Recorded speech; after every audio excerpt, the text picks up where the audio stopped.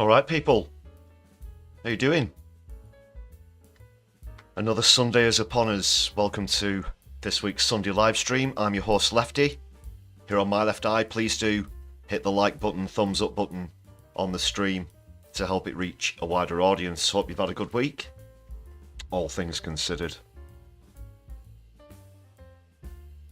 Quite a bit to get through on this week's stream.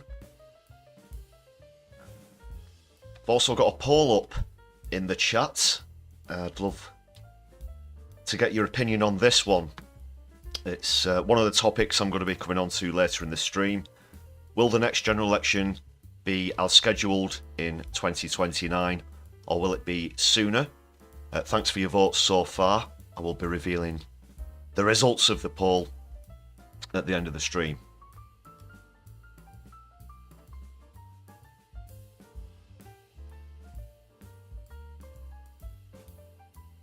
So yeah, let's see, and of course the reasons why it could possibly be sooner, if it won't be on schedule. Octo and Andy, great to see you in the chat.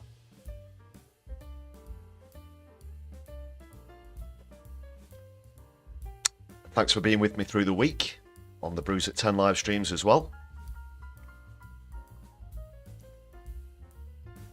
I'll be catching up with some of the topics I talked about on those streams, as well as in recent content on the channel. Speaking of which, if you've not seen that latest video about the ICC arrest warrants, please do check it out.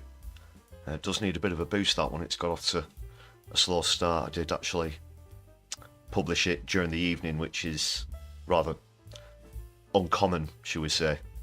I normally schedule videos for morning release, so anyway, that's just one of the topics I'll be catching up on tonight, as well as the Ukraine-Russia conflict.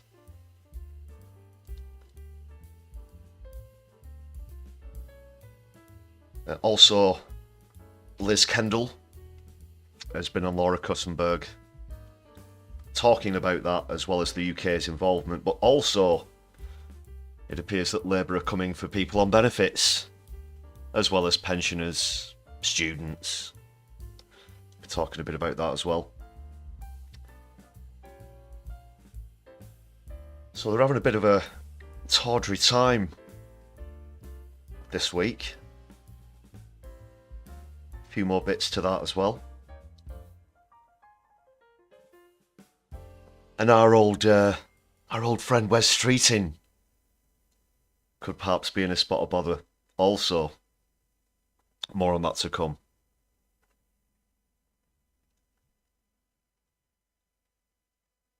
Tim WD, welcome to the chat. Thanks for joining us on the Sunday live stream. We'll be dipping into Keith's Fondue Lounge shortly, so we'll wait for more people to arrive. Regular viewers will know what that's all about. That scene's provided by the Agitator as well. Just want to get a quick early plug-in for the Agitator for providing Keith's Fondue Lounge.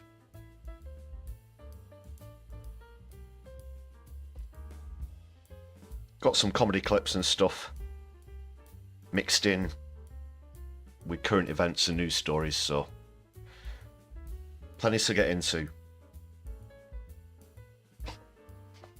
In fact, let's get over to the lounge right now.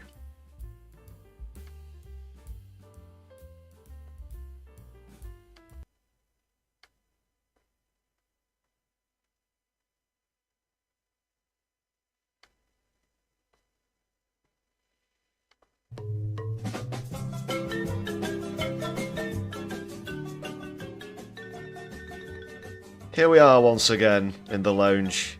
Keith's in quite a spot of bother this week, especially with the ICC arrest warrants being issued.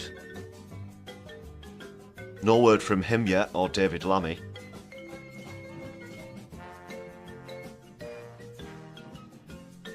He certainly appears to have backed the wrong horse.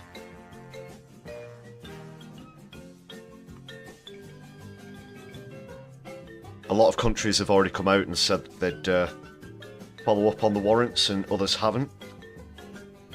That's the first thing I'm going to be diving into after the comedy clip.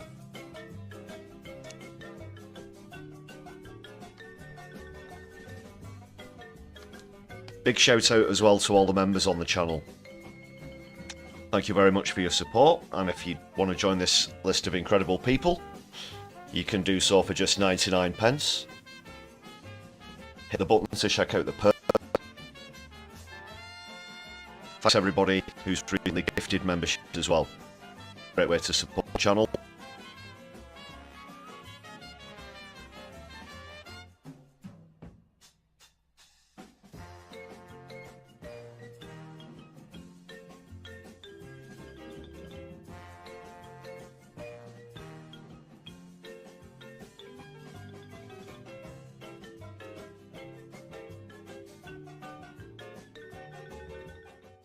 Me.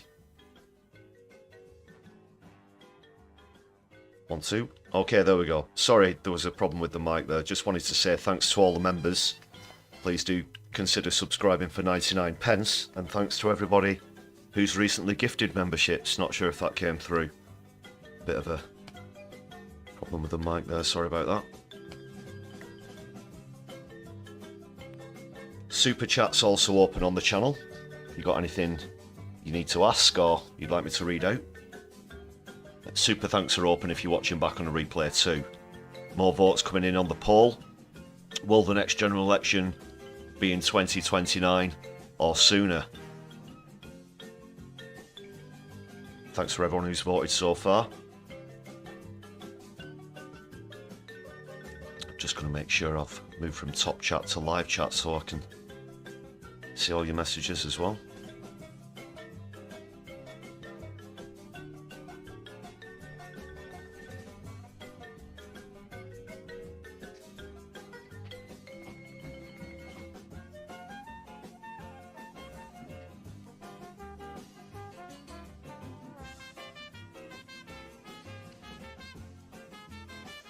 I saw a few of you over on Kevin Logan's channel. I jumped in the chat there for a bit. It was good to see you. He was on with Turn Left, Curtis from Turn Left. They were talking about Navarra media controversy and a few other issues. Good episode that if you do want to check it out on either Kevin Logan's channel or Turn Left.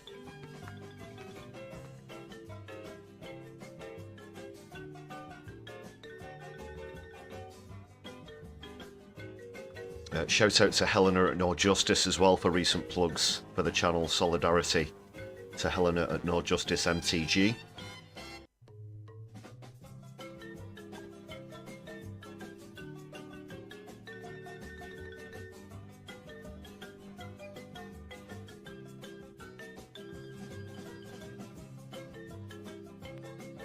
Okay, Andy, thanks for the feedback on the mic situation. I think it's all taken care of now.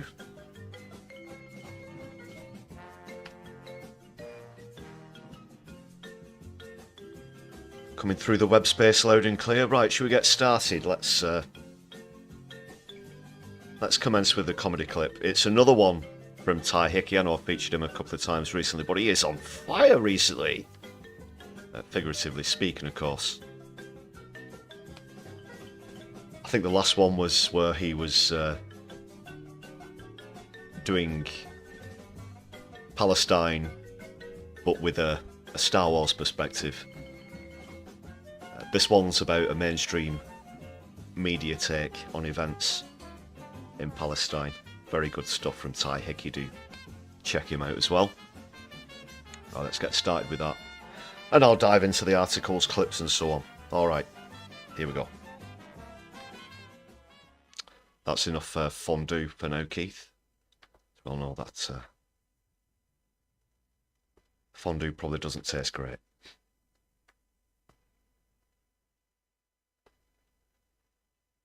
So listen, you come highly recommended from the agency, probably a formality, but let's just do a little camera test. Yeah, great. Now, my script would be handy, as the fella says. I have my script from my YouTube show. Oh my God, great. You don't mind? I'd forget my head if it wasn't. Come here, by the way, pantsuit, love it, bold choice. If you'd like to just... Day 400 of Israel's genocide on... Whoa. Might stop you there. They did not tell me that you're a mad lefty. I'm not a mad lefty, I'm a journalist. I know, and I love that look. But around here we say Israel's war. We don't use the G word. The UN has been calling it a genocide for the last year, as well as world leaders and human rights activists. I know, but Dr. Phil disagrees. 36 Palestinians, including 18 children. We say young ladies and young men because they grow up so fast, don't they? If they grow up at all. Oh, this cat's got claws. Massacred. Die. An Israeli airstrike. We edit out Israeli because, I mean, who knows who actually did it? No warning was given. Well, if there's no warning, we don't have to mention it. And then we just round off with the Hamas-run health ministry claim. Happy to go again? Pantsuit. Oh my God. Day 101 of World War III, which was triggered by the horrific terrorist attacks of October 7th. An airstrike on what is believed to be a terrorist training camp disguised as a daycare centre has mainly killed young ladies and young men, the Islamic Revolutionary Guard Corps has claimed.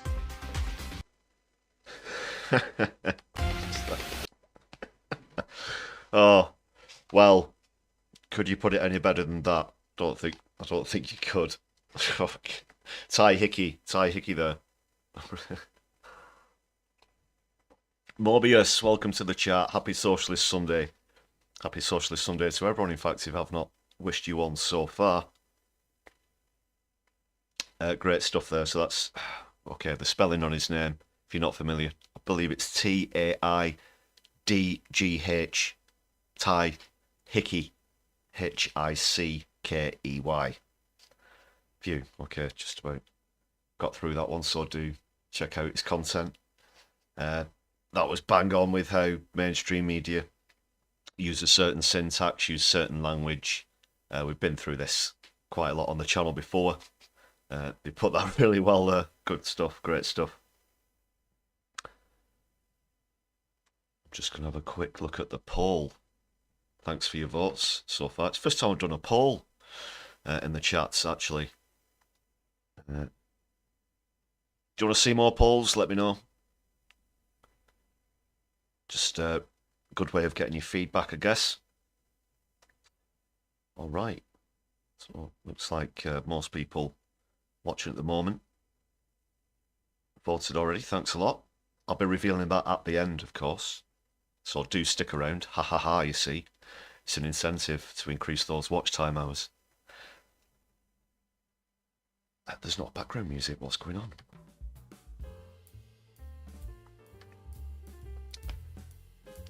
So that brings us nicely onto these arrest warrants from the ICC.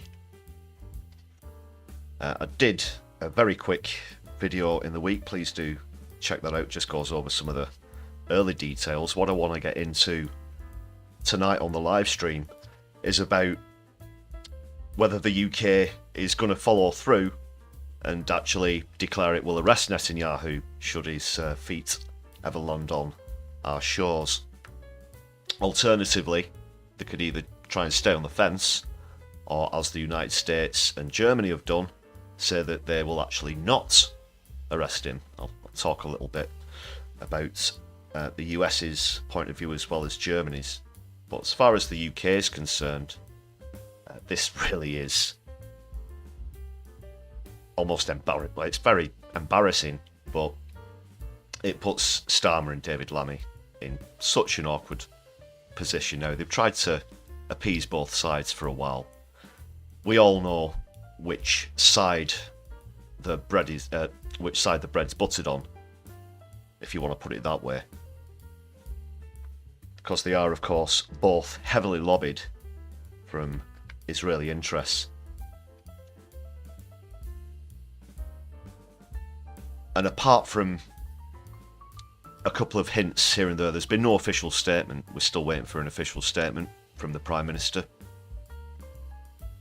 or the Foreign Secretary, David Lammy. So first of all, I've come across a nice compilation of mainstream media appearances where Labour MPs and the Prime Minister and Foreign Secretary themselves have appeared in interviews and denied that what's happening in Palestine is illegal. They've denied genocide, they've denied occupation, they've denied collective punishment, and so on and so forth. So I'm going to go through some of those instances, but really now those words have come back to haunt them, and I'll get on to that plus the rest of it after I play this little clip. I'm sure you've seen some of these before, but they really do dance through hoops to try and avoid stating what is obvious to all of us by now, including the United Nations, the International Court of Justice, and now the International Criminal Court. But this is what money buys you when politicians are bought.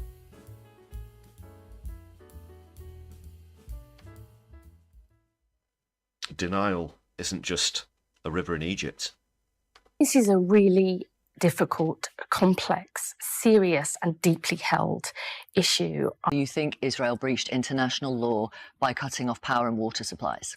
Do you think cutting off food, water and electricity is within international law? Do you think Israel is abiding by international law? I think that Israel has an absolute right to defend itself against terrorism. That's not the question I asked. I'm not going to sit in your studio and grandstand and tell you that I'm going to make big pronouncements about what Israel is and isn't doing. As I say, I mean, it's very difficult at the moment because this is all happening so fast. What would your red lines be? There's been accusations of white phosphorus being used, of collective punishment, of bombing, of safe routes. What are your red lines? He has shown real leadership in setting forward our position. What I'm not going to do is adjudicate on each and every example that people may understandably want to put to me. Do you support the order to move them or not? The order to move them? Well, clearly. Just yes or no? It's not a yes or no, Victoria. I'm hoping one day to be Foreign Secretary and a Chief Diplomat, so it's not a yes or no. The Defence Force say civilian deaths in this conflict are inevitable in order to eliminate Hamas. Do you accept that? I was an aid worker for almost 10 years. It's really just a yes or no. I accept that when there is war, there is civilian camp casualties. It's clear to me that it's wrong to bomb a refugee camp. But clearly, if there is a military objective, it can be legally justifiable. Keir Starmer is not a protest leader. He understands why people are calling for a ceasefire, but he believes that for those two reasons, for now, that is not the right approach. Some of my colleagues who think it's more important to make a gesture. Still a relatively small number of junior frontbench colleagues who've said this. They almost exclusively represent very heavily Muslim constituencies. Keir's position is the right one. A siege is appropriate, cutting off power, cutting off water. Well, I think that Israel does have that right. This is a really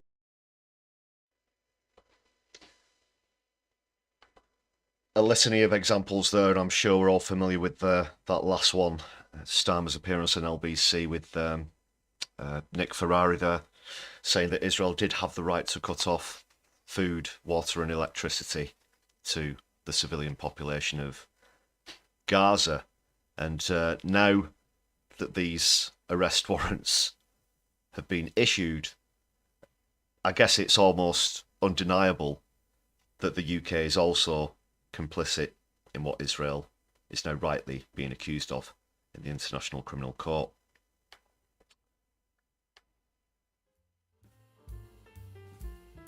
Just bring up very quietly in the background music.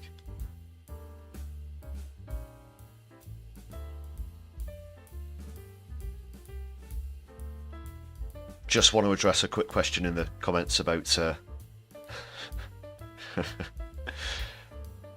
tea-related puns on Sunday live streams.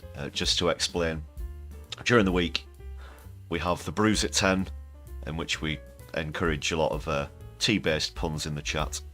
But etiquette, that's a very good one. Morbius, I don't mind them. I don't mind them in the Sunday chat. Doesn't strictly have to be Brews at 10. But thanks for bringing that up, Andy. I guess that's an important point.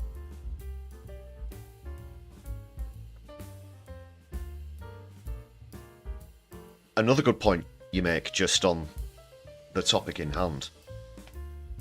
Of course, Germany and the UK, as you point out, are legally obliged to arrest Netanyahu, Gallant, and the corpse of Dave, who, of course, is believed to have been killed in an airstrike in July.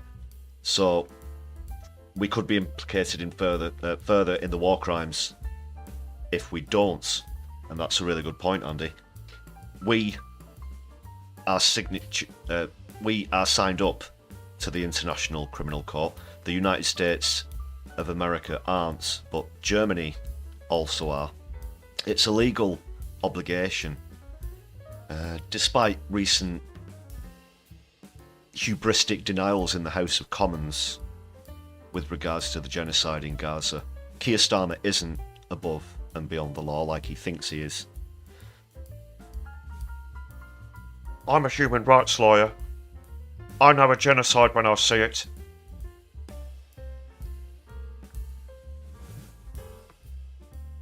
Well, unfortunately for Keith, that is, the International Criminal Court do have quite a few lawyers as well, so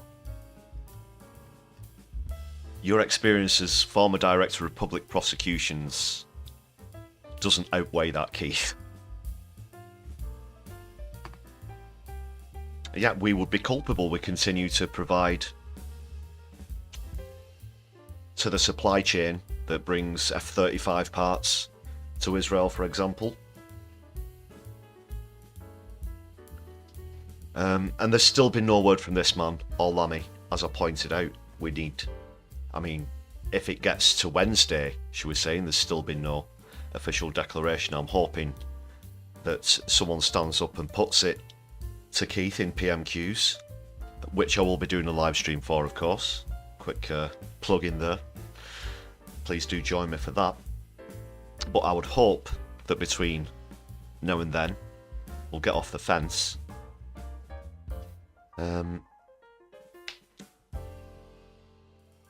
But just on this issue of Germany's stance as well.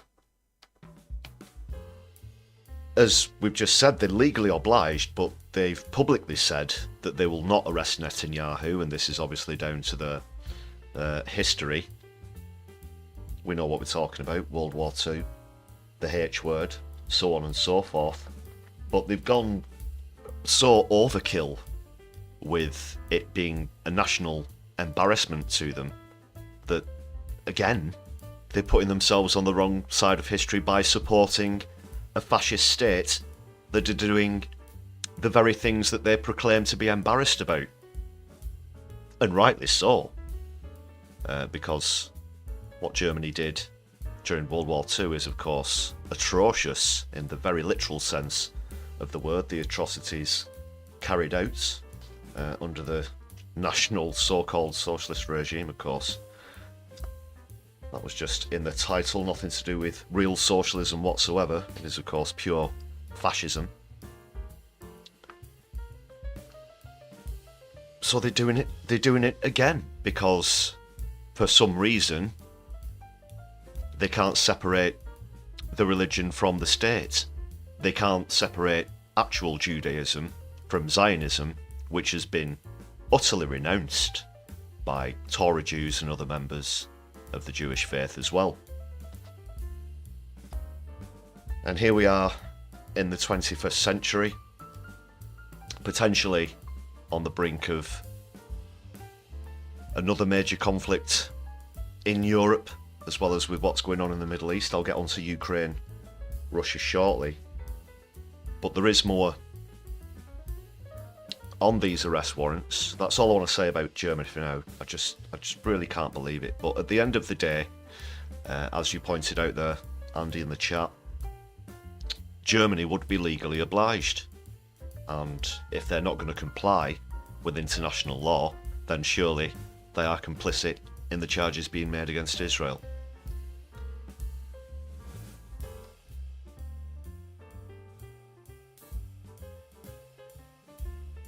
Guitar Guy, thanks for joining us in the chat. Really, not Teely. Yeah. Nice one. yeah, feel free to make tea-based puns in Sunday live streams. It's just for certain reasons I can't be with you later on, as I am during the week. Let's have a quick look at the poll as well. Thanks a lot for voting so far. Yeah, the votes are coming in thick and fast. I won't give any hints to the current scores, but I'll reveal all at the end of the stream. There is something else that needs to be pointed out,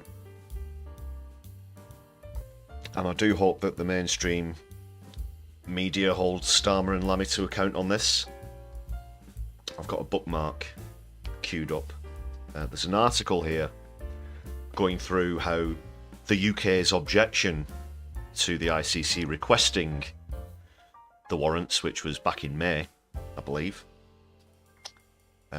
appears to have delayed the process by some 5 months in order to buy time for Israel to carry out more collective punishment, more occupation. It does appear so. Let's cut across to the screen 1 sec.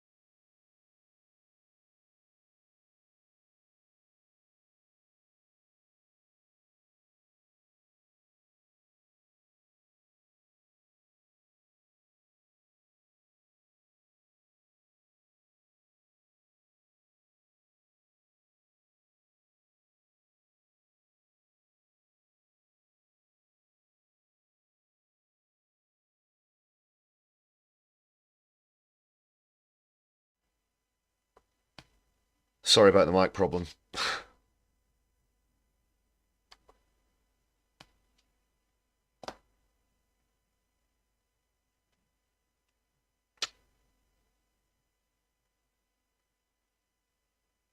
Yeah, I'll just go through that last part.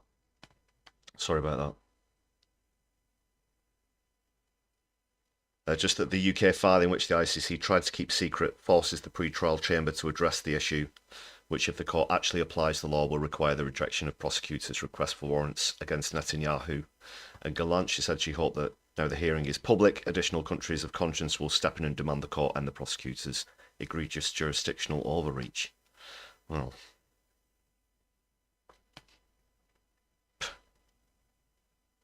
yeah, sorry I didn't go to make a cuppa. Sorry about the sound problem there.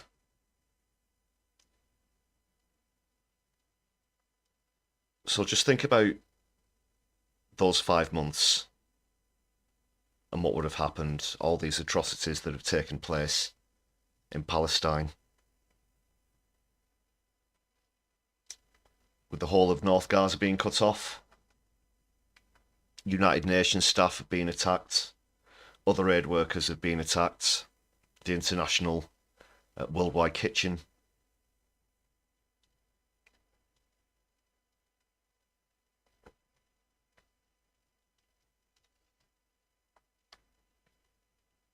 Shameful. Shameful. And I think I was pointing out, whilst I was without a mic there, that Netanyahu's probably getting right down Starmer's ear all at the moment on the phone, and David Lammy. The phones will be ringing off the hook. But I don't, like I said, I don't expect Netanyahu to visit the UK anytime soon. But it's a matter of principle because they are, of course, bought and paid for.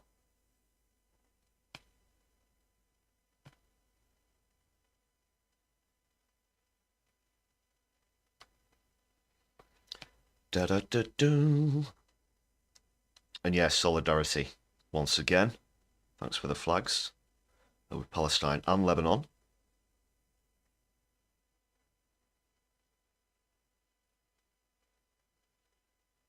Just checking out the latest on the poll. Thanks for your votes. Okay.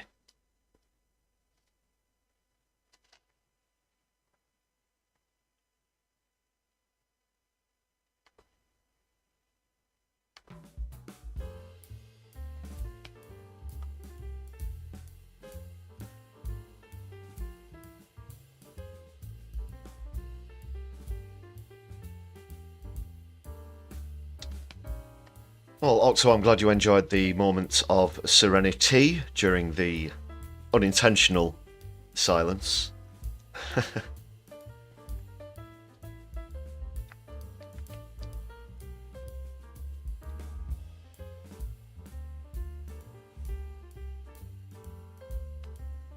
Okay, I'm going to move on to Liz Kendall's appearance on Laura Kussenberg now. Try and keep a bit of a segue going together. So we're going to move from issues in the Middle East to Europe now, and the war between Ukraine and Russia. Of course, this week Ukraine have begun to use long-range weapons from the United States of America and the UK as well, and well, how do you justify this? How has Liz Kendall tried to justify this? I've got a couple of clips lined up. Now that the Tories have been kicked out, it appears that Laura Kussenberg has gotten slightly better at doing an actual job of scrutinising the government.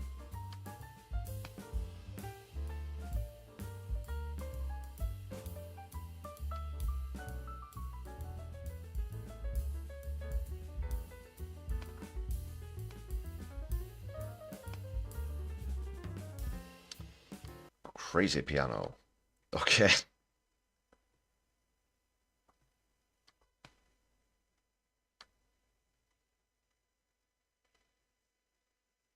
This is all happening with UK taxpayers' money, of course. I'll just get started with the clip, but let's not forget that as well as the $3 billion per annum that Starmer's promised to give to Zelensky as you know, in perpetuity as long as this thing's going on.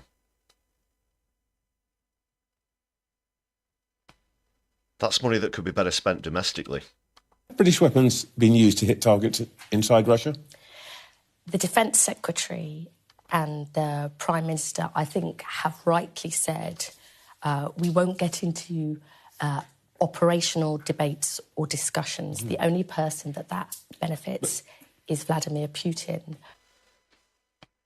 She's very quick to jump behind this defensive wall, as it were, to say that talking about military tactics, this kind of thing, wouldn't be appropriate. This is our bloody money, Kendall. This is our money. Taxpayers' money. There's no such thing as government money. It's all public money, okay?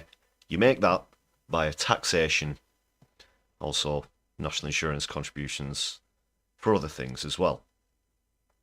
Okay? But that's the bottom line.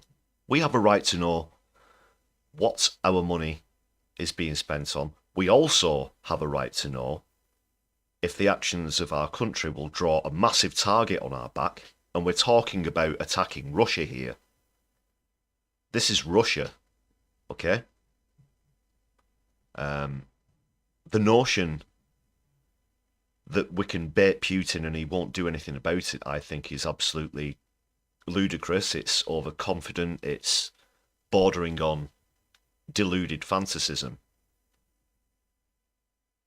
Lest I have to bring up the Salisbury poisonings, for those of you who are familiar with that incident, to think that Putin wouldn't consider attacking the United Kingdom because of the weapons that we're now providing to Ukraine that can attack within Russian territory, then you're mad.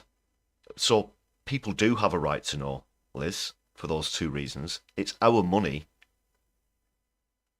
And are we making ourselves a target? I think, clearly, the answer is yes. You're putting us in the line of fire here. Now, I would love this conflict to end around a table, as I've said many times on the channel. I don't have any particular admiration for Putin. I don't have any particular admiration for Zelensky either. It's civilians who are getting caught up in this, and that's why things have to end diplomatically instead of with the maniacal idea that this can end with a military victory in some form or another. But Yeah, there are weapons. We pay our taxes for it. We've got some. We have a right to know something about it. Well, let me just ask you in a different way. Have we told the Ukrainians? He will. Sorry, slight spoiler alert. He does rephrase the question in a slightly different way, and he gets exactly the same response. Trevor Phillips here on Sky. That they have permission to use the weapons we supply. That is another way, Trevor, of asking what is in essence an operational question. No, it's a matter of principle. I am not the going Americans to have been clear that I'll tell you what principle. The Americans have been clear that they have given the Ukrainians permissions. Have we done the same? I'm not going to.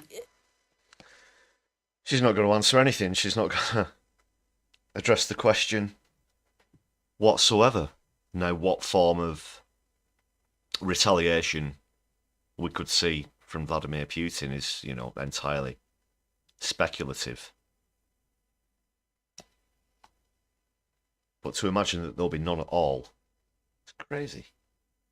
Ludicrous.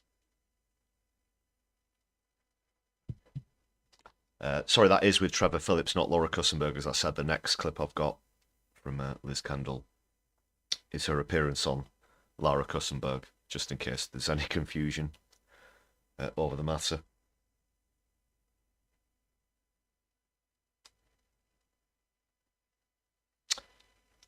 So there's $3 billion, like I said, $3 billion a year for the Ukraine. plus extras there's going to be, but that's the guaranteed base minimum. But domestically, now Liz Kendall's planning on attacking benefits claimants. You know, they've come for pensioners, they've come for people with more than 2 children. They've put student tuition fees up. And now benefits, in order to make so-called savings. I mean, you are already, which might have slipped slightly under the radar, the government is already tightening up the rules on who can claim disability benefits. It's known as the Work Capability Assessment. Now, that is being changed, and the projections are that more than 400,000 people might lose out benefits. 400,000 people. Vote Labour, get Tory. Now, like the Tories, they see every person, every adult that is in the UK as a commodity. That's just a typical point of view of capitalism in general, but also neoliberalism, which of course Starmer's form of government do subscribe to. Now, that also extends to people who are literally, physically incapable of working. And Labour think that they can magically turn people incapable of working into workers by stripping the benefits, and in some cases that's going to be £400 a year to people who are on disability benefits, for example, and that's a tremendous amount of money that they're going to need and can't do without. People who are incapacitated can't work. It's as simple as that, because by definition they are incapable. But there's also a lot of people who are working who are on benefits. That's the state of the country at the moment. That's the state of the economy. And some of these people working for the royal estate, or even for mainstream media outlets and other large corporations, but they can't afford to get by whilst they're working full-time without claiming benefits. To try and accuse everybody who's on benefits of being lazy or just not wanting to get a job comes purely out of the Tory playbook. Change, is it, Keith? Real change. Okay, so let's see what Kussenberg's got to say about these. What Kendall has got to say about these cuts. Like I said, Kussenberg's a bit sharper than she is usually. Now, disability groups have said actually all you're going to do then is land many, many, many people in poverty. Are you comfortable with that? Well, we're actually going to be bringing forward our own reforms on sickness and disability benefits. That's what the Chancellor announced in the budget and the... That word again, reforms.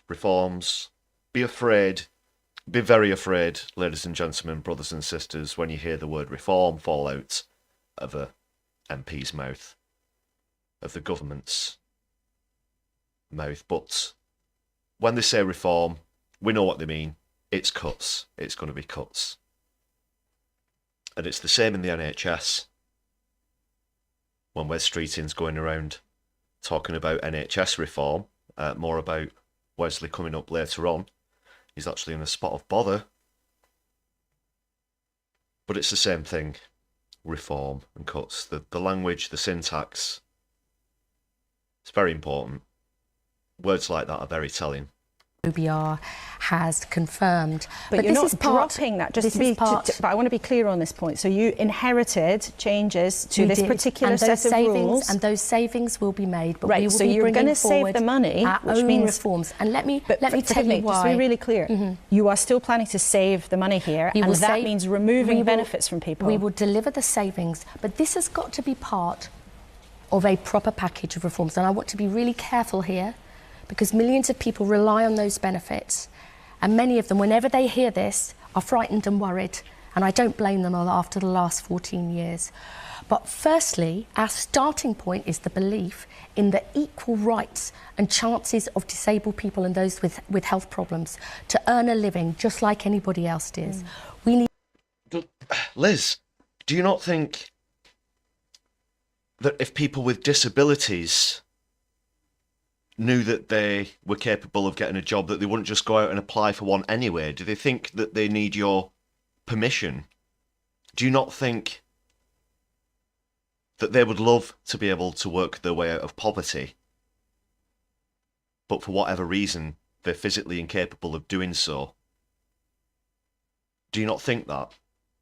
Again, just branding people on benefits as lazy, as not willing to work. It's bullshit. Of course they would get out and apply for jobs if they could, Liz. To transform those opportunities by breaking down the barriers into work, but that does... Breaking down the barriers into work, i.e. just cutting people's benefits. You can't force people into work if they're incapable of it. It's ridiculous. It's ridiculous economically. It's ridiculous morally and on principle as well. Look at what we're getting with this Starmer government. We need to look at the system of benefits and reform or replace the work capability assessment, because it's not working. It's not working for the people who depend on it, and it's not working for the taxpayer. But I just want to be really clear on what you will do, because the plans that you inherited from the former government would mean that more than 400,000 people would be denied maybe as much as £400 a month. You want to make that saving. You want to get the money out of the system. We will deliver those savings, but we will bring forward our own reforms. You'll hear more about... Of course, the customary obligatory deliver couldn't get through a media round interview without dropping a deliver, could you? Or a £22 billion black hole, or a fixing the foundations. About this when we launch our white paper on Tuesday. But are you telling those people this morning they'll be able to keep their benefits or not? As you rightly say, people are worried about this. I'm saying we will bring forward our own reforms. You wouldn't... That's not what she was asking you, Kendall, but like in the Trevor Phillips interview, you know, these are responses, these are not answers to the question. And this white paper is going to come out on Tuesday. It's not going to look good. It's not going to be pretty. 400,000 people will be affected by these so-called reforms. Nearly 500,000 people.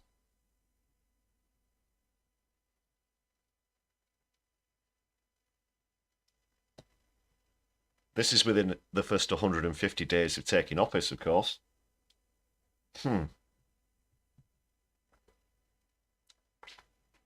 Good points there in the chat, Morbius, among some of the more spurious tea-based puns. Yeah, crime's going to go through the roof. Higher poverty always equals higher crime. People have to eat, you know. That's just what happens in society.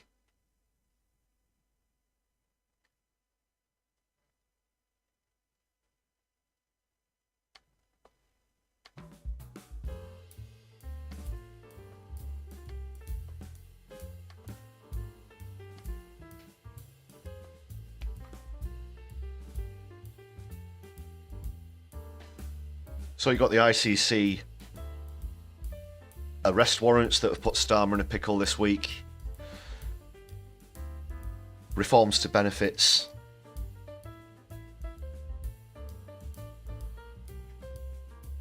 And there's a few other things that aren't looking great for Labour at the moment. Okay, where shall I begin? Well, first off, with a poll that's come out for the seat in Bristol. This comes from Stats for Lefties.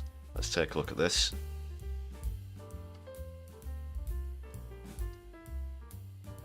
This is the projected results, or it's a projection.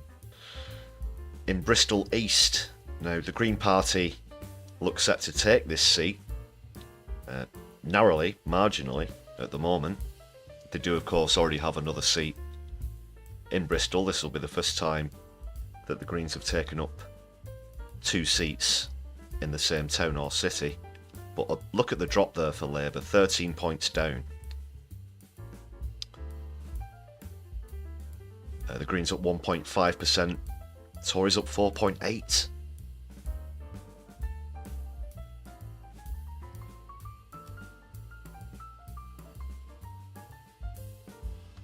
Remember, of course, the Greens came second in quite a lot of seats at the last general election. When this next seat will be contested, not sure. But of course, it could be as scheduled or it could be sooner, so please do vote in the poll in the chats about when the next general election will be. Do you think it'll be in 2029 or sooner?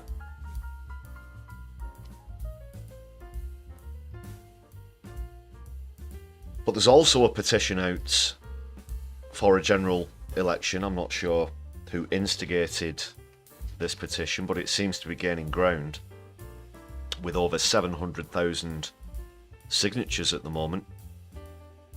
I believe it's got to get to 1 million before this will be raised in the House of Commons.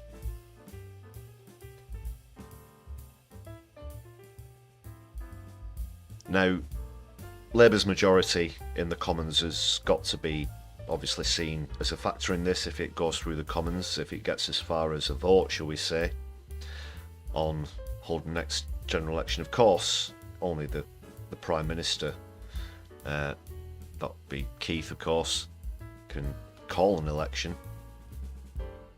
But 700,000 votes is quite a lot, so it's hit the ground running.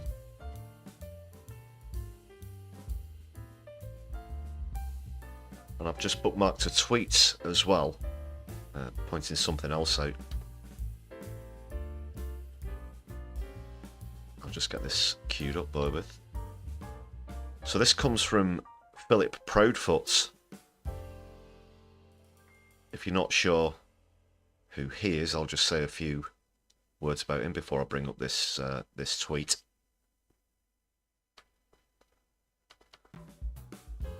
So Philip Proudfoot is the former leader of a grassroots socialist party, the NIP, that is the Northern Independence Party. And if anybody's not familiar with the Northern Independence Party, they came out a few years ago.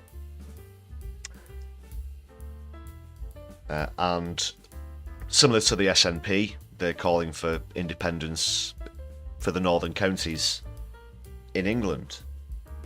Just to quickly explain the reasons for this. Now, the northern counties account for about 50% of the country's GDP. However, they get the lowest amount of investment in England as a return for that. So similar to the SNP, essentially. That's as basically as I can put it. They're trying to put pressure for freedom from Westminster and for more investments in the northern counties, otherwise be granted independence.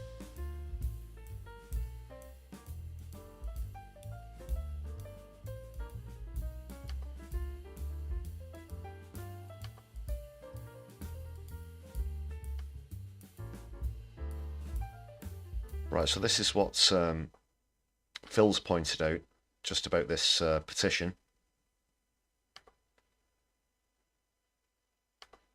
Just bring the background music back up. Sorry about that.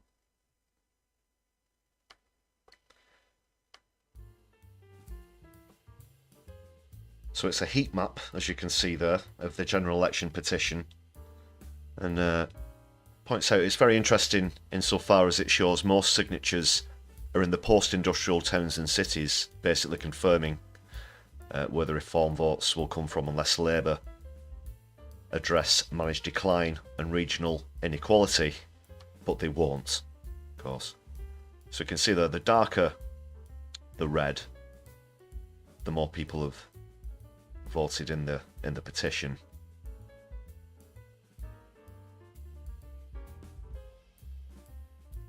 And of course, post-industrially, a lot of these towns have come under extreme decline, not received as much investment as they should have.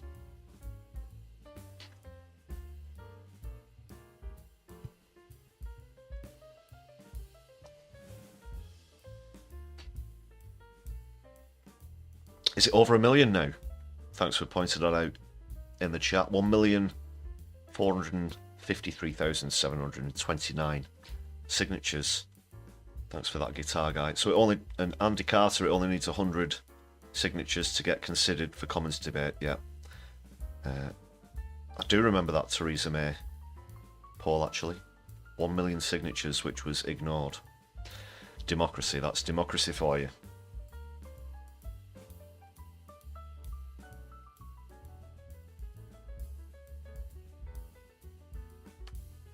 So thanks a lot to Philip Proudfoot for pointing this out.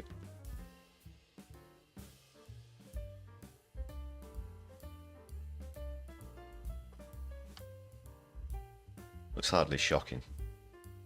So that was, I think that was posted earlier today.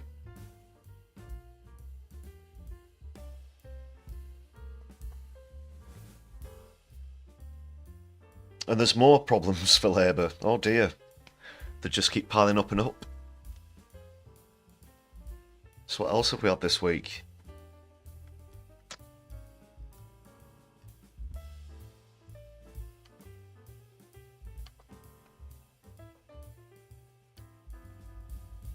Sorry, could you hear me there?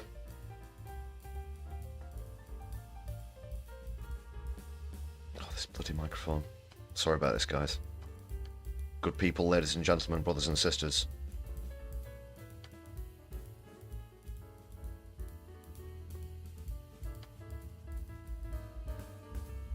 Yes, well done, Philip Proudfoot there, for pointing that out.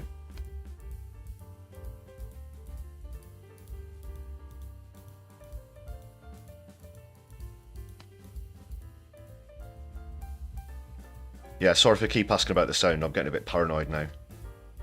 A lot of the time, well, just to explain, on the broadcasting software, it says that there's no sound level coming through, but it looks like there is. Did have a problem with the mic a few months ago as well.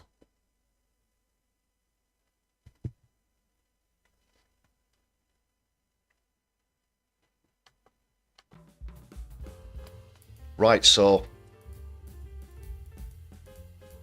you're no doubt familiar, regular viewers of course, will no doubt be familiar with the very narrow margin with which current Health Secretary Wes Streeting won his seats in Ilford North by just 500 votes. He beat independent candidate, or is it Workers' Party candidate? Liam Mohammed by just 500 votes. But apparently, according to a tweet from Leanne herself, there are some inconsistencies and discrepancies with the count. That wasn't another word that could be applied to Wes Streeting. With the count. So that could actually force a potential by-election. Let's see what's happening there.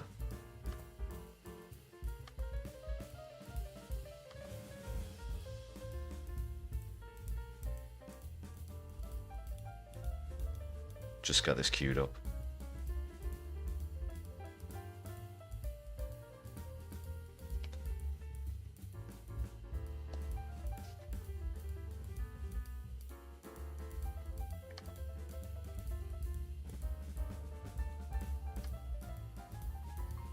There we go. So this is from Leah Mohammed's Twitter account, always Twitter, never X. She sent a letter of complaint to the Electoral Commission and Redbridge Electoral Services outlining serious irregularities on the night of the count on July the 5th in Ilford North, raising questions regarding compliance with electoral law and guidance.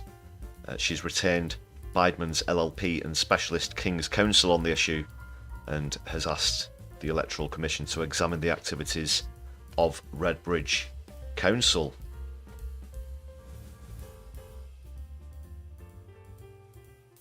I would love there to be a by-election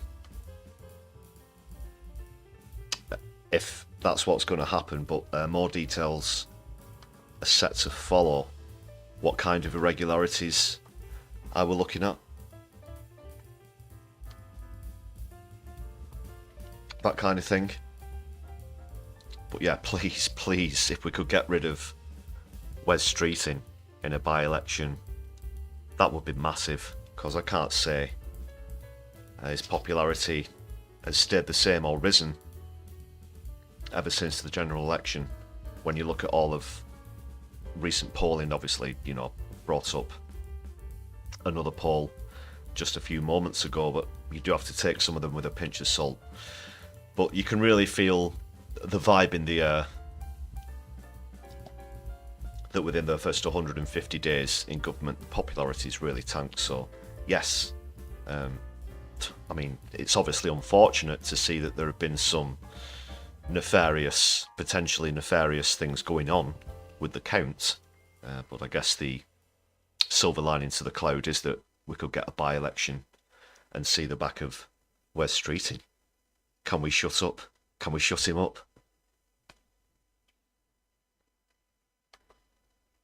I'll keep you posted on that. Just wanted to bring that to your attention in case you've not been familiar with it already.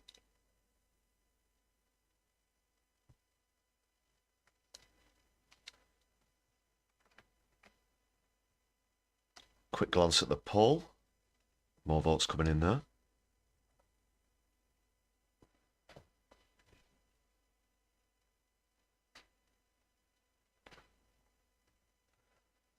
Right, we'll move on now. Other matters.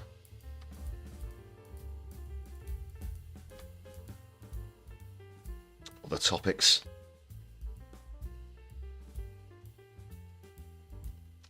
Let's get on to the COP summit, COP29.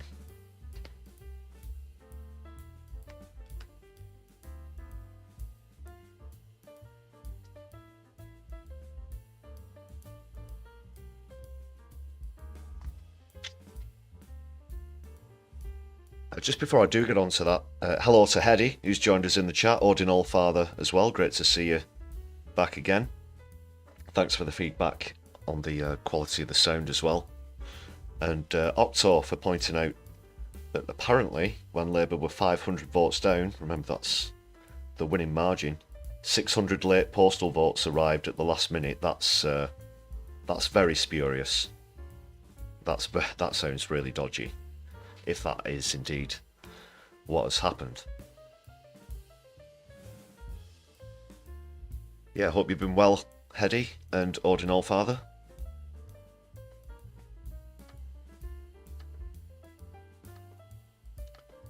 Now, COP29 looks set to collapse last evening.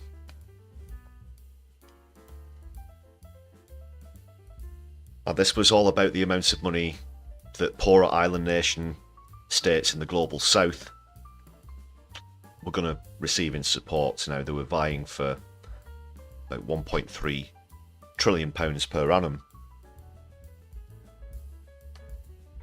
But the wealthy countries of the world were only willing to put up about 200 billion per annum on the table, something that they were insulted by and actually walked out. It looked, like I said, as though that could have been it. The conference was already overrun by a couple of days, and it looked as though nothing was going to get put down. Of course, 66% of the 200 or so nations in attendance would have to be present for anything to be ratified as an official agreement. But eventually, the nation states in question were convinced to come back, to return. And they've landed on a figure, but this is still too little too late. Now, long-term viewers will obviously know that climate change is an absolute number one concern for me. And I think it should be by every world leader as well. It's the overriding thing that's going to affect us all. Okay.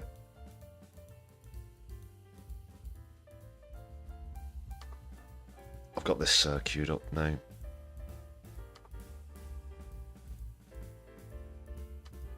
So after these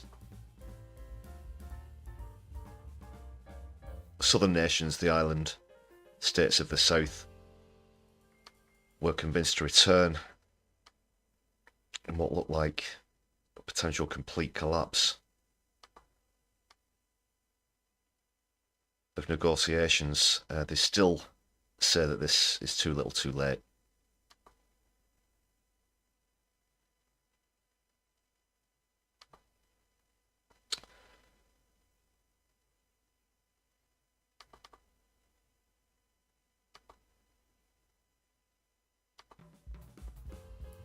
Like I always say as well, you know, this is COP29. These have been going on for nearly 3 decades. This is supposed to be humanity's last chance of saving itself, you know, to get world leaders to agree to take actual proper action. And yet still here we are, we've not come through with what we promised at former COP summits.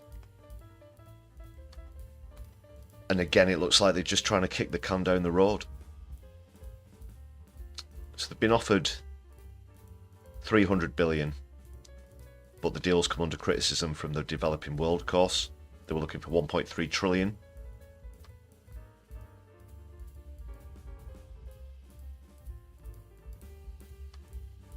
It's worth pointing out as well that it is people in the global south who will suffer first because of climate change. And that's happening right now before our very eyes. You can see a lot of examples, the destruction of coral reefs, other ecosystems, that kind of thing. 80% of people on the planet live in the northern hemisphere. But it's the global south who are suffering because of essentially, you know, Western industry over the last couple of centuries.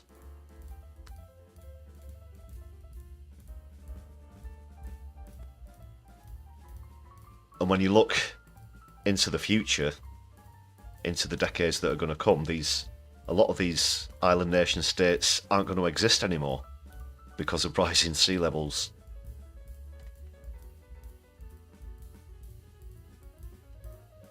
And yeah, they just get completely overlooked.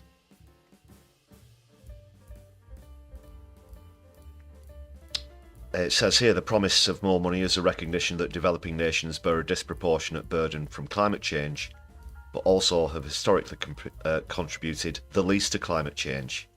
The head of the United Nations climate body, Simon Steele, conceded that the agreement was far from perfect. No country will get everything they wanted, he says, and will leave Baku with a mountain of work still to do. He said in a statement, the COP summit, of course, is taking place in Azerbaijan. So they didn't manage to reach a deal until 3 o'clock in the morning.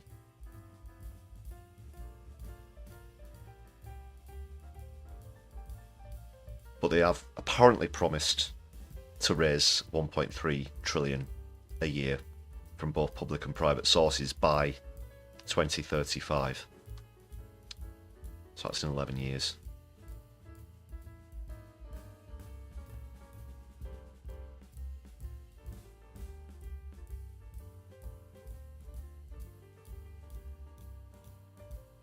A chair of the Alliance of Small Island States said, "Our islands are sinking. How can you expect us to go back to the women, men and children of our countries with a poor deal?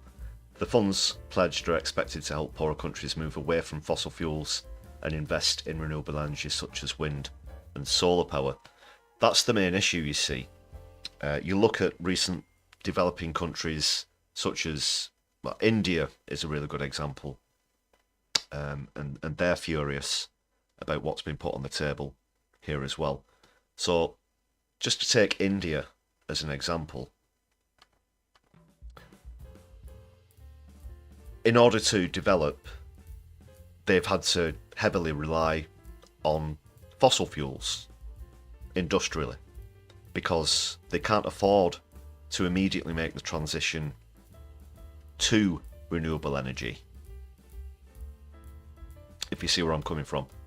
So they need this support from countries who are already wealthy in order to avoid the huge amount of CO2 production as these countries develop.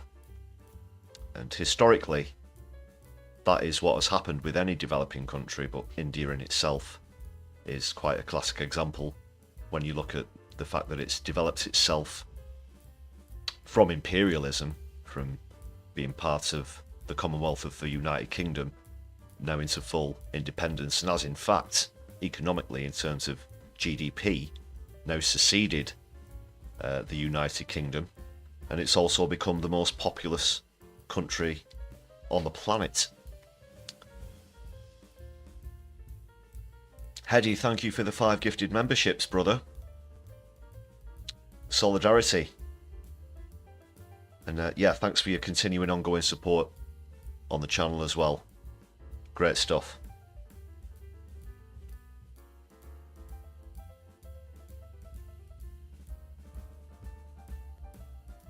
So where was I? Yeah, that is the sort of thing that's the bridge between a country basically coming into modern industry using renewable energy, but without having to go through the furore of industrialization, which brings poverty wages, child labour, slave labour, this kind of thing, to be able to immediately produce energy without adding to the huge amount of CO2 that we're dumping into the atmosphere. And average global temperature rises at the moment look set to get beyond the 2-degree limit that we were hoping for, well beyond 2.5 degrees, at the moment well over 3 degrees, which would bring untold destruction. And also what comes with it in the coming decades is a refugee crisis as people become displaced or killed by climate change. If they literally can't live off their land because of the state of the climate, we're going to see up to 1 billion or more refugees within coming decades. And what are the far right going to think about that, do you think? And what are going to be the consequences of that?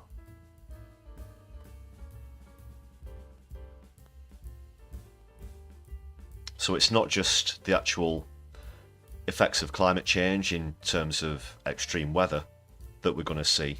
It's also global conflict based on the refugee crisis and what is already starting to become a last grasp for resources, whether it be food, other commodities, and indeed fossil fuels. And that's what we're seeing with the global conflicts that are going on as I speak. As well as territory in Palestine, of course, Israel have their eyes on a large amount of natural gas that's there as well. And similarly, in Ukraine and Russia, a large part of that is about natural resources as well. It is the thing that is driving a large amount of politics and conflicts at the moment, globally.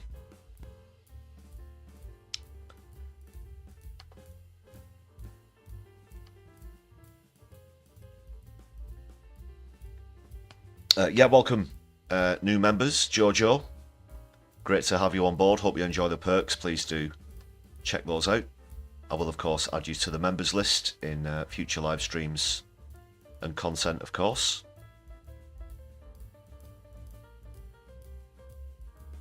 Thanks again to Hedy for those 5 gifted memberships. We'll just get through a bit more of this article before I move on. Of course, speaking of climate change and extreme weather, we have, of course, had storms here in the UK. I'll say a quick bit about that, as well as the flooding in South Wales, which is quite alarming. So it says there was also a commitment to tripling the money going forwards, preparing countries for climate change. Historically, only 40% of the funding available for climate change has gone towards this. This year, which is now, quote, virtually certain to be the warmest year on record, has been punctuated by intense heat waves and deadly storms, lest we forget recent events in Valencia, in Spain. Other countries have seen flooding and wildfire. The United States of America, Italy, parts of South America as well. It's happening right now before our very eyes, and if they all can't, you know, forgive my French, but if they can't get the fingers out their asses and do something about it, then we're all doomed. If these summits are humanity's last chance of saving itself, then we're failing, essentially because we don't want to put up the money.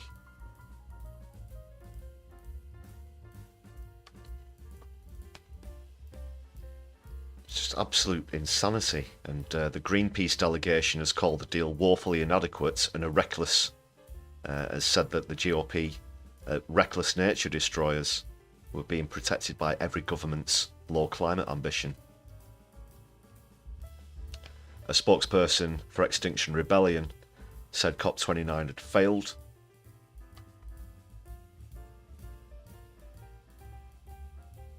It's one of the protesters that have been in attendance outside the conference as well.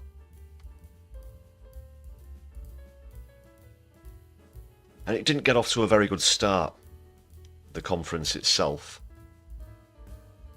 when one of the delegates got up and referred to oil as a gift from God.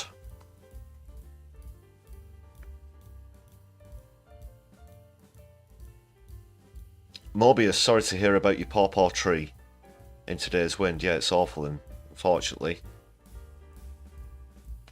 unless we turn things around and start moving in the right direction, we're going to see more extreme weather here in the UK and across the world as well.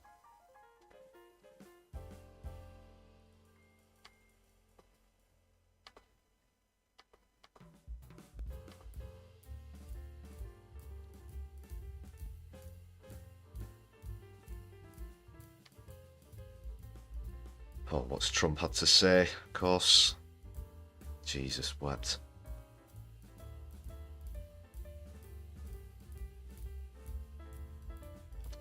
Yeah, Trump said he'll take the US out of the Paris Agreement.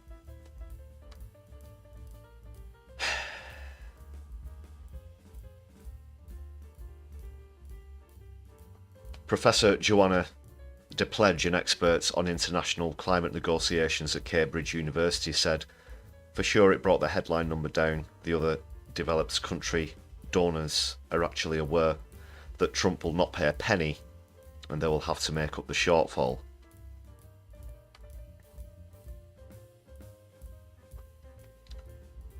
Drill, baby, drill. That's what he said. Psychopath. What said Miliband had to say? The UK Energy Secretary stressed that the new pledge did not commit the UK to come up with more climate finance, but it was actually a huge opportunity for British businesses to invest in other markets. Is that all they can think about? How British businesses can make money off of this? You could take the $3 billion out of war and put that in, Ed. Have you asked Starmer if he might do that? Lame. Lame.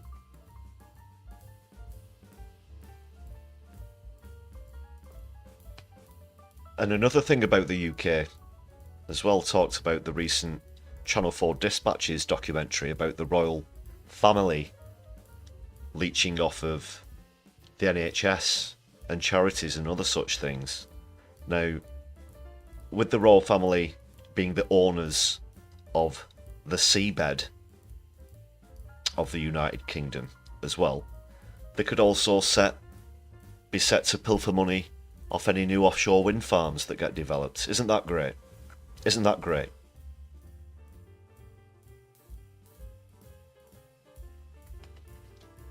Another example of the extreme weather we're seeing in the UK. Thanks for that, Andy. There in Exeter, it was 1.5 degrees on Friday morning and 16 degrees by Saturday afternoon.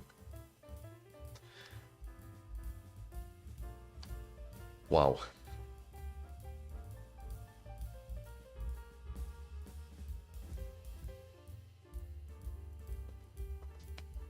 We've asked Therese Coffey about it. She says it's all down to the rain coming in from the wrong direction, of course. Remember that? Remember that one?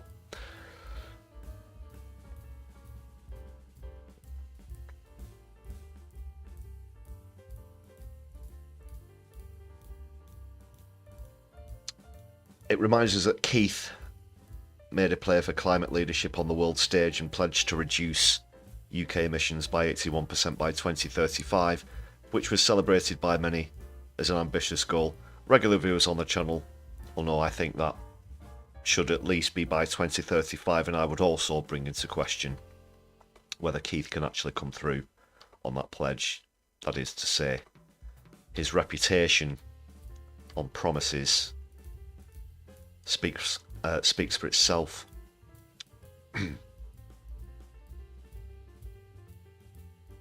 The host nation, Azerbaijan, was a controversial choice for climate talks. Yeah, no shit. It says it wants to expand gas production by up to a third in the next decade.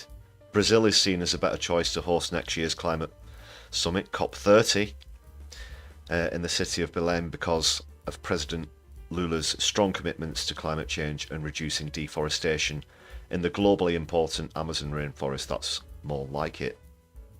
But this is how far we are off track for staying under a 1.5 degree average temperature rise compared to pre-industrial levels, that is.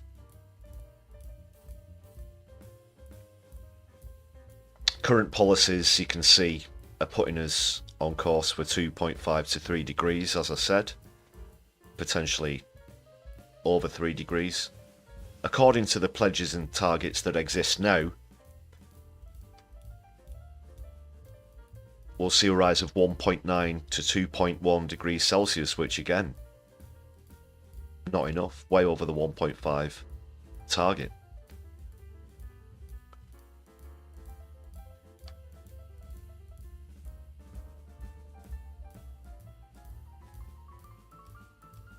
And the breadth of the lines shows the possible range. Should just point that out as well. But why 1.5? What's happening with that? If you're not familiar, that's where tipping points start to come into play as you get towards a 1.5, but somewhere between 1.5 and 2 degrees. There are a multitude of what you call tipping points or feedback loops, and this is where, for example, things like Arctic ice reduction gets stuck in a feedback loop. As the ice melts, less sunlight gets reflected back into the atmosphere, and therefore that increases the temperature further and exponentially in a cycle that cannot be stopped no matter what we do, even if literally the entirety of the planet reduced its CO2 production to zero. By that point, you still wouldn't be able to stop the feedback loops from taking over.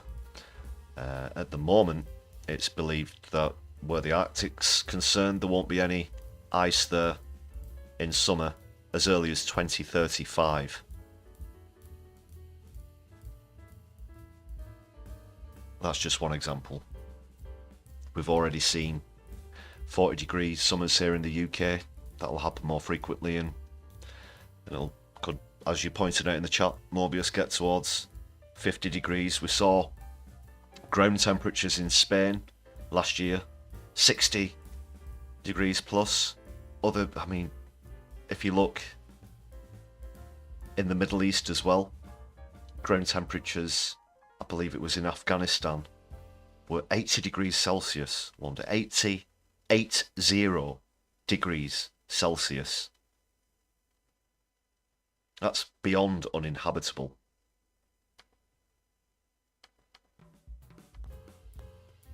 And yeah, once all that Arctic ice is gone, it's gone. There's no going back.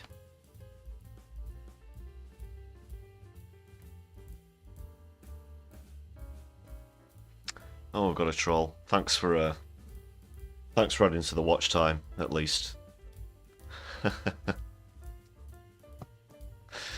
Yeah, you're welcome to stay and help support the channel. Can't say we agree with those opinions. All I'll say on the matter is, I'll get my information from people with titles such as, you know, Professor and Doctor, rather than I will online trolls. If it's all the same to you, that is. So there you go. And yes, as Morbius points out, it is fewer, not less. Slight grammatical adjustment there.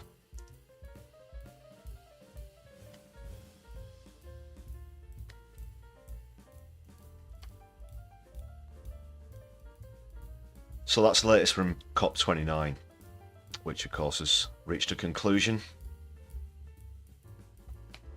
Let me know what you think about that in the comments as well if you're watching back on a replay. Don't forget to hit the thumbs up button on the stream as well if you've not done so already. Thanks a lot for all of the votes on the poll. You can see they're still coming in thick and fast. Thanks a lot. I'll be revealing all at the end of the stream. Going to move on to something else now.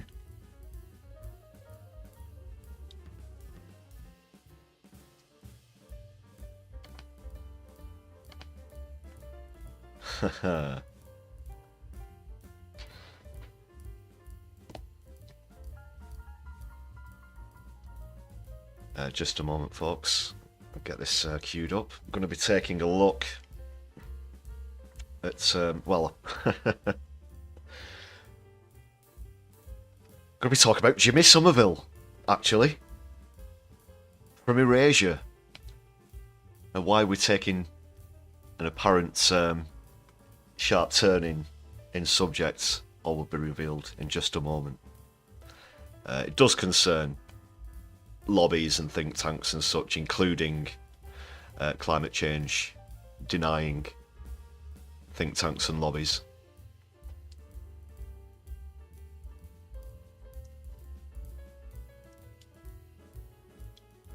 Yeah, I'll be right with you, Andy. You wish you could buy a membership.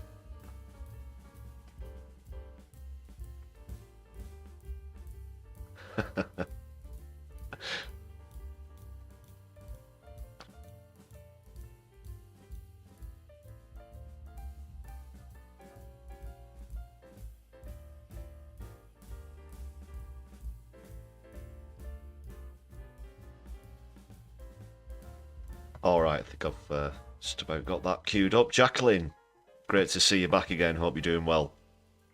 Thanks for joining us on the Sunday live stream. Just a reminder for anybody who's joining us who's not familiar with the channel. This is the Sunday live stream here on My Left Eye, a channel for socialists by socialists. I'm your host, Lefty. I am, of course, left-leaning, your local friendly sociologist coming to you from Manchester in the UK. Hit buttons and share on social media if you can. Please do.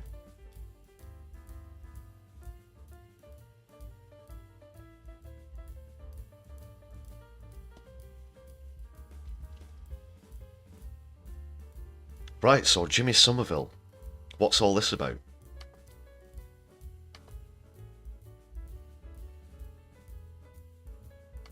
So he's not happy, Jimmy. Apparently, a group from 55 Tufton Street, if you're not familiar with them, that's where all the right-wing think tanks and lobbyists meet up. Now they've put out, I think it's a video, and they've actually used an Erasure track by Jimmy Somerville, of course. in some of the promotion material, and he's really not happy about it, because even though they're claiming to support people in the LGBT community, they are actually transphobic as an organisation, and he's outraged being a supporter of trans rights. So let's see what he's got. He's not happy.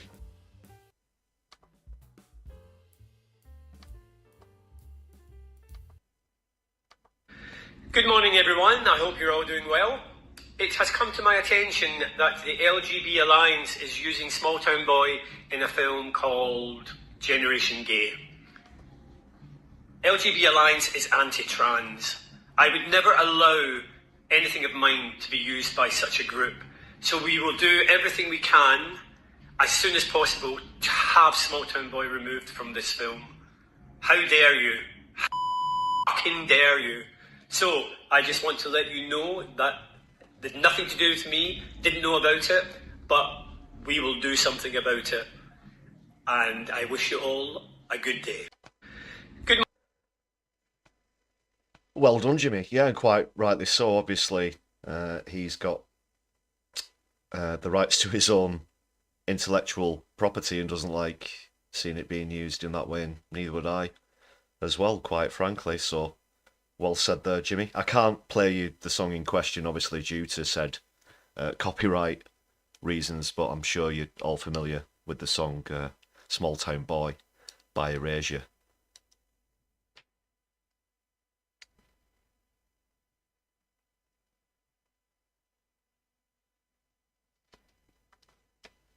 Yes, so these, you know, the LGB Alliance, they're all fake phony groups. They don't actually stand up for what they profess to. It's just a way for them to get their hands on government money, these lobbyists, these think tanks. Sorry, it's not Erasure, Jimmy Somerville.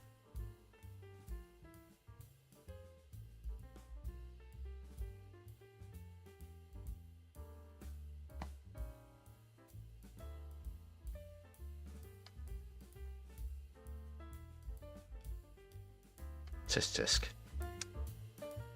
Tisk tisk, Tufton Street. And they've been criticised in the past, of course. Someone I know from JSO once famously sprayed the front of offices at Tufton Street as well. I'm sure that was quite satisfying for him.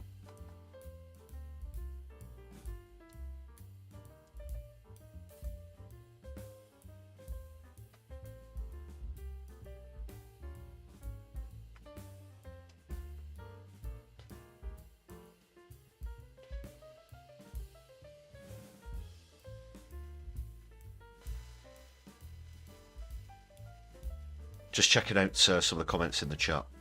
Sorry. One moment, you're all more or less in agreement with Jimmy there.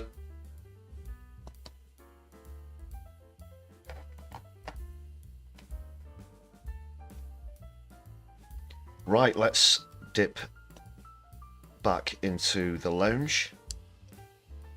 I'm going to reveal the results of tonight's poll.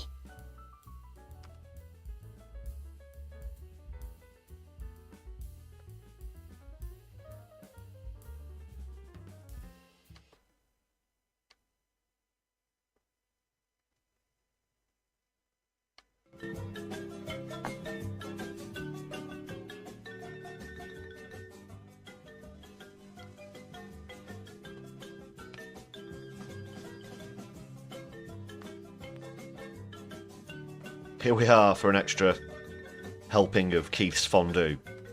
So, the question I put to you all at the start of the stream or whenever you joined. Will the next general election be in 2029 or will it be sooner? There's the petition going on. For example, who knows what we might see in terms of by-elections between now and then. Hopefully Wes Streeton, as we said, will be involved in one of those and lose.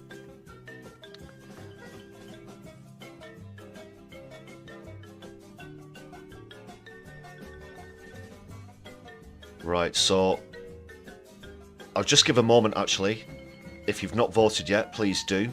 That should be up in the chat for you to do so. Last chance to vote. This isn't going to be like it was in Islington, potentially, allegedly. We could see late arrival of some postal votes.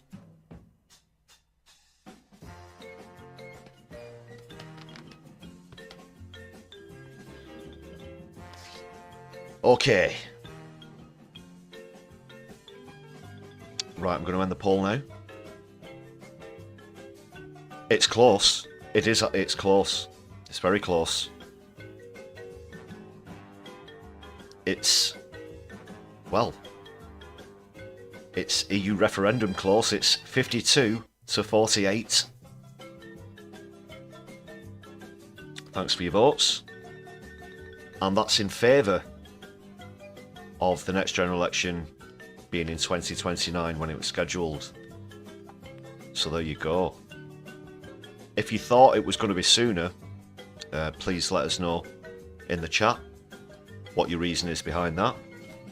But also why you think it might take place as scheduled.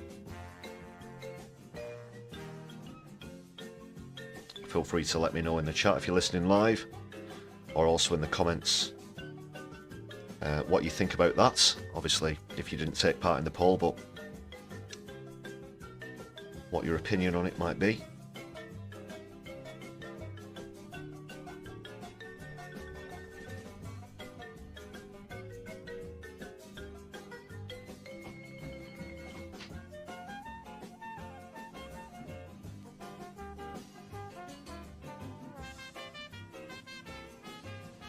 Right, so I've got another comedy clip lined up as well. I hope you all really enjoy this one. I did.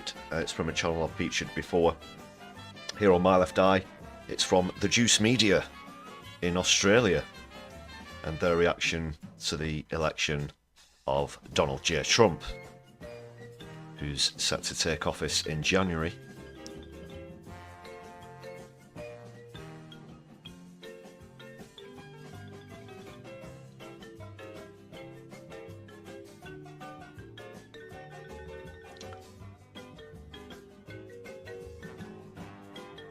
Yeah, just quickly before I do, Morbius and Andy, thanks for your feedback on the votes in the chat as well. Keith is, of course, the establishment pick, and he is doing everything as instructed so far. Yeah, so they won't be happy to let him go earlier than that. But Andy's point about the majority, as I said earlier, I think will come in if this, hypothetically, you know, came to a vote in the House of Commons. With that majority, they could just, like you say, bat away any calls for an early election. We'd have to see that majority whittled down via by-elections, resignations, sackings, this kind of thing. But quite a few of them. We'll see.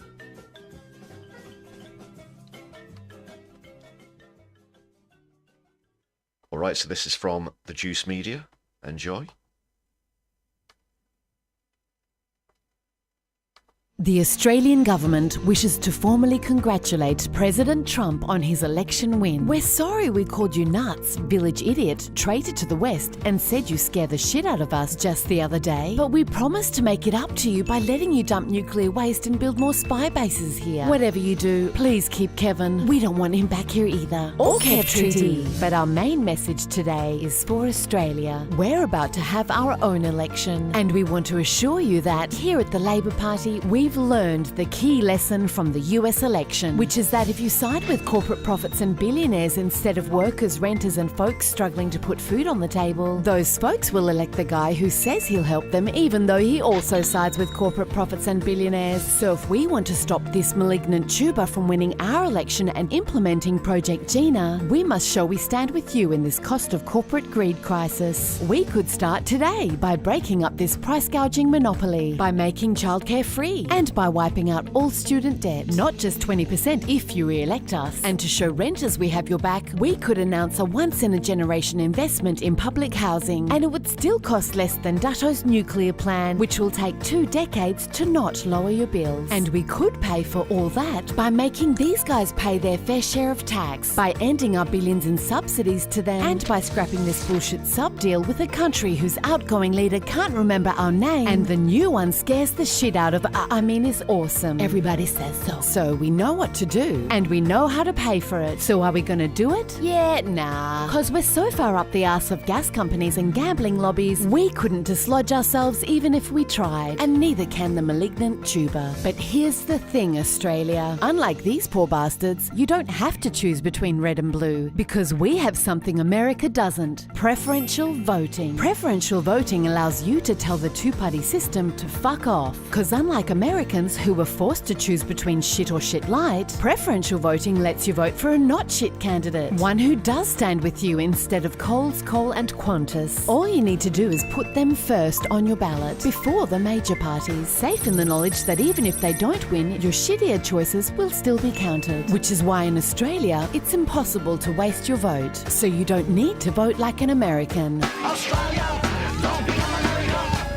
We're helping Australia become America by introducing laws that entrench the two-party system and make it harder for new not-shit candidates to compete with us. And we'll try to scare you away from not-shit candidates by telling you things like, you're wasting your vote, and you're helping Dutto to win, and minority governments cause chaos. But that's just to distract from the fact that the more not-shit MPs you vote to the crossbench, the more we have to listen to you instead of Santos, Rupert and Gina. And maybe that's just what we need here at the Australian government, where it's Trump and mining companies that scare the shit out of us, not workers, renters and young people. But with preferential voting, you can embrace the MAGA movement at this election and make Australia's government afraid again. Australian government. Authorised by the Department for Counting on Australians Not Understanding Preferential Voting. PS. You'll find a link in the video description with a list of not shit candidates. Do not click it. Very good, very good. The Juice Media looks as though the range of people to vote from is about as great as we've got here in the UK as well. Do check out more honest government ads from the Juice Media. If you're not already subscribed.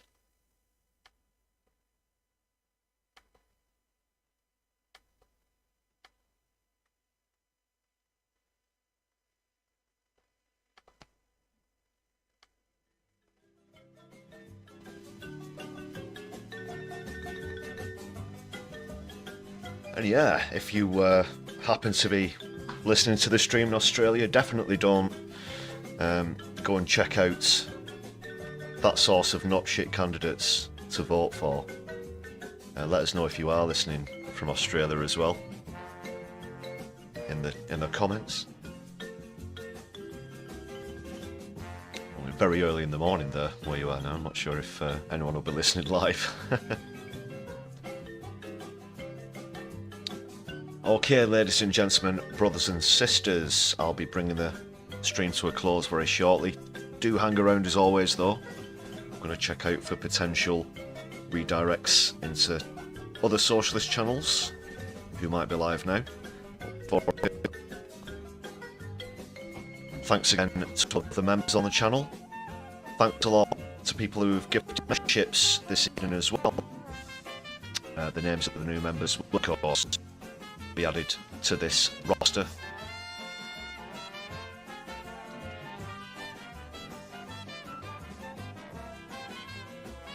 So around.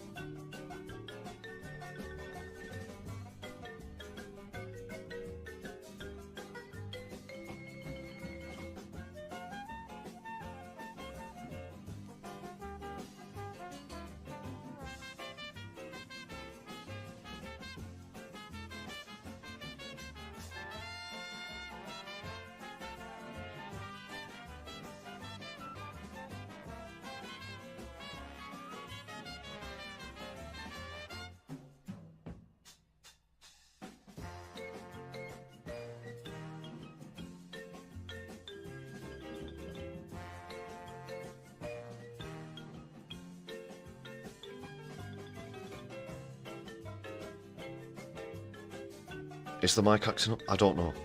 I was just asking for anybody who knows All Shorts what the avatar might be. I'm getting quite a few different results when I just filter the search by channel.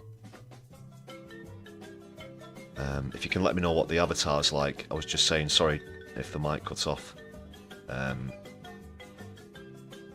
There's one with a lady holding a love heart that's got about 282,000 subscribers. Or if you know the actual full YouTube handle, please post it in the chat.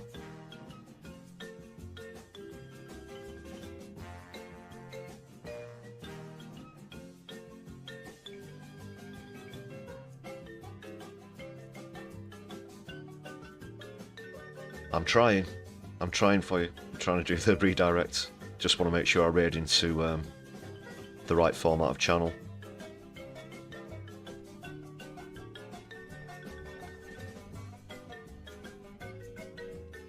Just run the lounge till 10 PM tomorrow. Might do what, you know, could do. Could stay here all day. It's catchy.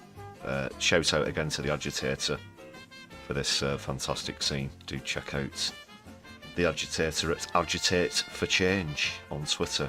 That's the number 4, Agitate for Change.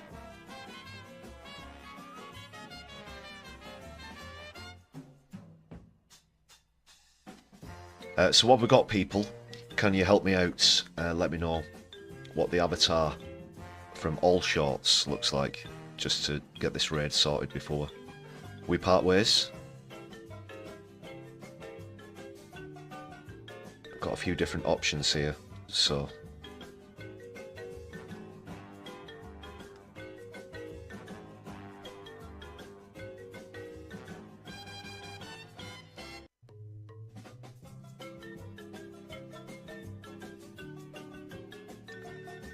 Politics Clive, thanks for the suggestion. Maybe run a side channel which is the Lounge 24/7. Maybe. I'd rather get the watch time hours here on my left eye though. So it's All Shorts, all one word. Okay, maybe that'll help. Let's try that.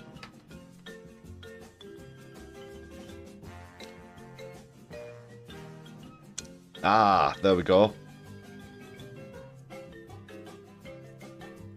Yeah, that looks like the one.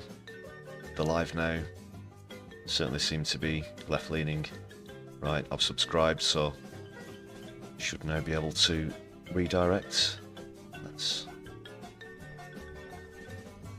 see if the technology works.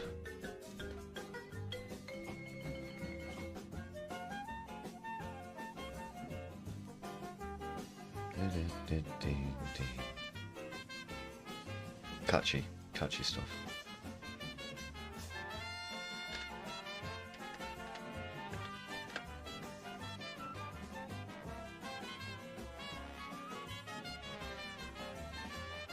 Please work. I've got it. Okay, fantastic. I'll just have to go and top up my brew, but I might be joining you in the chat there for a little bit, actually. I'd love to check out the channel. Please do give my regards to All Shorts as we redirect.